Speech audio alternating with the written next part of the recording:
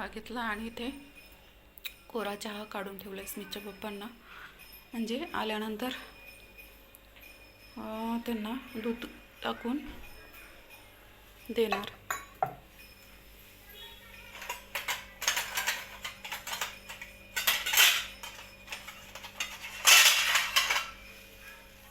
इथे झाकून ठेवते. आणि आता काय होतं की हे वरतीच ठेवलं मी, पुन्हा वाकावं लागतं म्हणून वरतीच ठेवलं. सारखं वाकावं लागतंय खाली.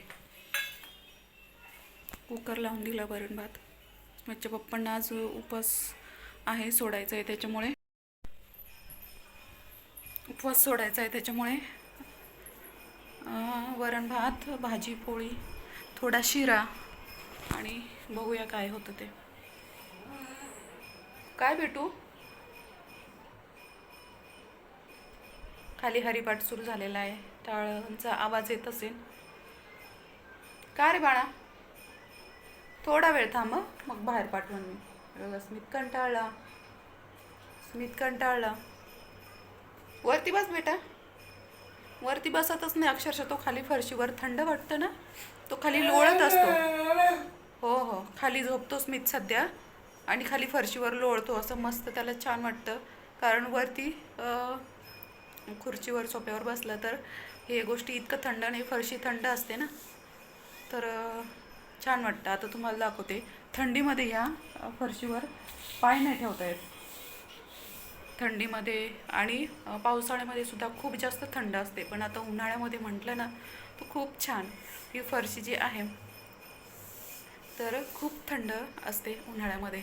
त्या फक्त हॉलमध्ये वेगळी फरशी आहे, आणि बाकी बेडरूम, किचनमध्ये किंवा बाहेर गॅलऱ्यांमध्ये एकच टाईपची फरशी. तिकडे फक्त हॉलमध्ये जी आहे ती वेगळी फरशी आहे, आणि खूप जास्त थंड असते. चहा पिऊन घेते.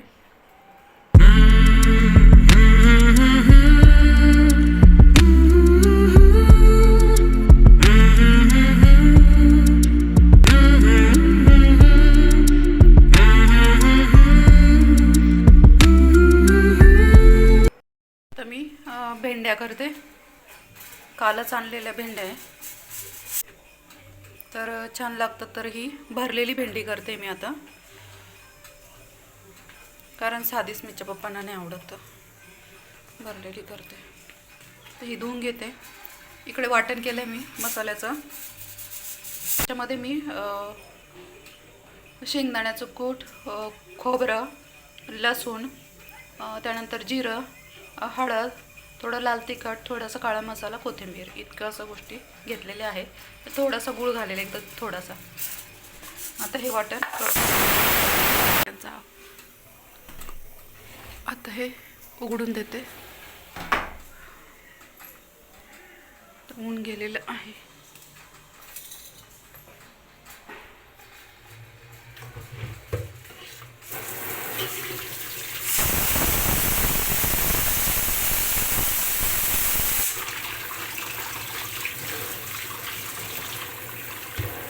इतकं गरम पाणी येतं ना, आंघोळीला चटका बसतो. येतं हे थोडा वेळ असं जाऊ द्यावं लागतं, नंतर थंड पाणी येतं. तो पाईपलाईन पूर्ण गरम झालेली असते ना, आंघोळीच्या पाण्यासारखं कडक पाणी. भेंड्या स्वच्छ धुवून कापडाने पुसून घेते, कोरड्या कापडाने, आणि त्यानंतर मग अर्धे अर्धे कट करते याला. आणि जे वाटण मी बनवणार आहे ते याच्यामध्ये भरून मग भाजी करून घेते. मीठ संपलेलं आहे ना, आता मीठ भरून गेले. कातर पण सापडे ना, कुठे गेली काय माहिती कातर. मीठ बघा कसं पडतं. मला काय आठवतं माहिती आहे, मीठ जेव्हा एक जाहिरात यायची टीव्हीवर, एक चिकट मीठ आणि एक असं सुर, तेव्हा त्याच्यामध्ये म्हणायचे सुरके काहीतरी असं होतं बघा. असं ते मीठ पडायचं आणि ते चिकट त्याचे गोळे गोळे पडायचे. जेव्हा असं मीठ पडतं ना, मला त्या जाहिरातीची आठवण येते. आयुष्यपत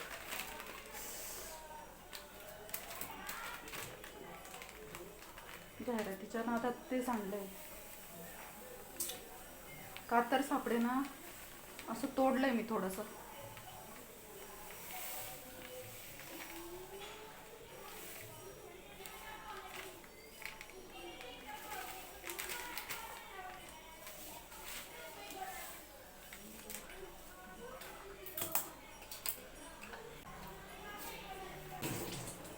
आता हे थोडं सांडलेलं पाण्यामध्ये पुसून घेते.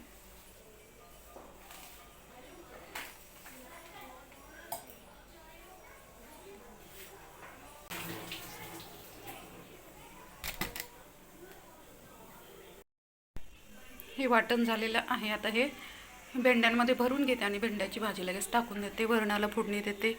कणिक भिजवायचं बाकी आहे अजून. गेला बाहेर, हे बघा. आता ऊन नाही आहे तर बाहेर मुलं खेळतात आणि स्मित गेला. टी व्ही कशाला चालू? टी व्ही बंद करते ना.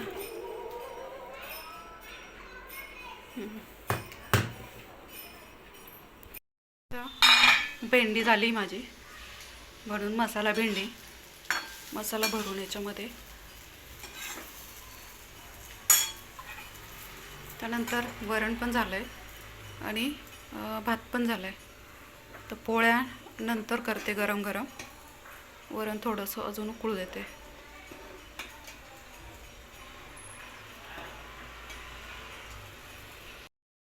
कसा उभा राहतो? सरळ उभा राहा स्मित. कळ लागली की असं करतो. सरळ उभा राहा. काय?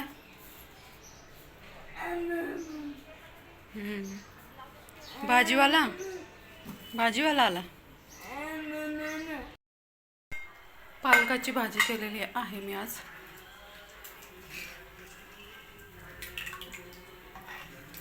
साधं वाटण आहे.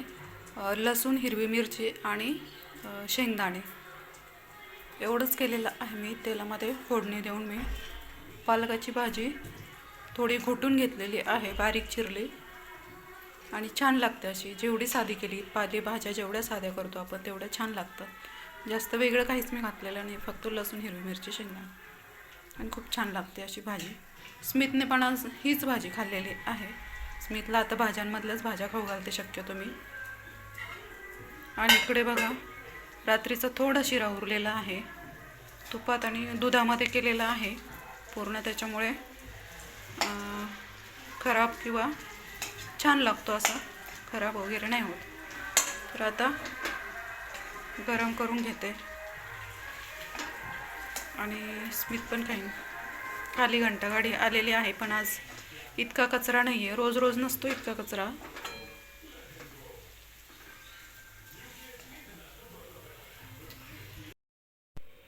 भाजी मोठ्या ह्याच्यामध्येच घेतली आहे. पोळी, शिरा. तर स्मित पुन्हा माझ्यासोबत शिरा खाईन. कसं बाहेर पळाला. आणि स्मितला नवीन पॅन्टी आणि बनियन आणलेले आहे. त्या अगोदरच्या पॅन्टी खूपच जास्त शॉर्ट होत्या आणि आता थोड्या मोठ्या पॅन्ट भेटलेल्या आहे आणि बनियन. ओ, घंटागाडी बघायला गेला स्मित. जेवला आणि लगेच झोपला. आता मी दाखवते तुम्हाला. इकडे झोपला होता पण पुन्हा त्याला तिकडे उठवून नेलं. कसं झोपला हे बघा. आणि खालीच झोपला गेला. वरती सरकवतं मला येत नाही. त्याचं वजन पेलवायला गेली तर मला पुन्हा त्रास होईल. त्याच्यामुळे आता थोडं उशा वगैरे लावून देते मी आणि झोपून देते. आता हे सगळं ओढून घ्यावं लागतं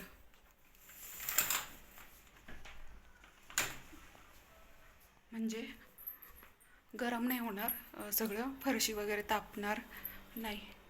इकडे पण सगळं बंद केलं आहे. इकडे पण त्याच दिशेला उजेड येतो. आता स्मित झोपला आहे, त्याला अंधार करावं लागतं. इकडे खिडकी उडी नाही तर ती बंद करावी लागेल.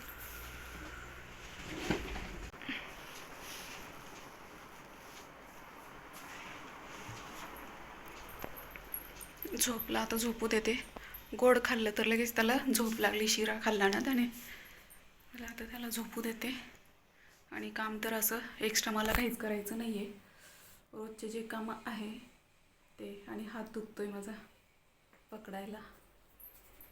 चला, मी पण थोडा वेळ मला झोपावं लागतं, कारण झोप नाही लागत पण लोळावं लागतं. कारण की एकसारखं उभं राहणं किंवा बसणं शक्य नाही आहे. मला लोळावं लागतं. त्याच्यामुळे आत्ता दुपार झाली, आत्तापर्यंत मी अजूनही लोळले नाही सकाळपासून.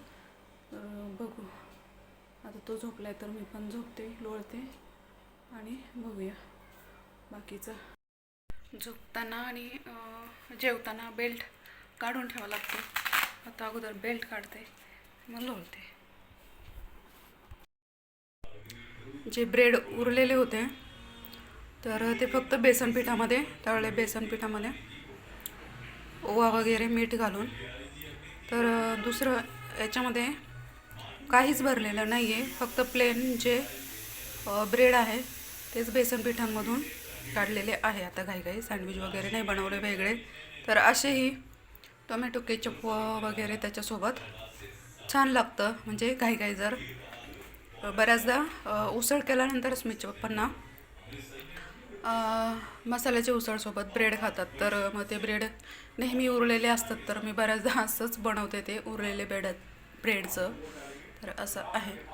वरण भात स्वयंपाक माझा झालेला आहे आणि भांडे वगैरे आवरायचं. इथे तळल्याची कढाई वगैरे, हे तेल तळलेलं गरम लागतं आहे.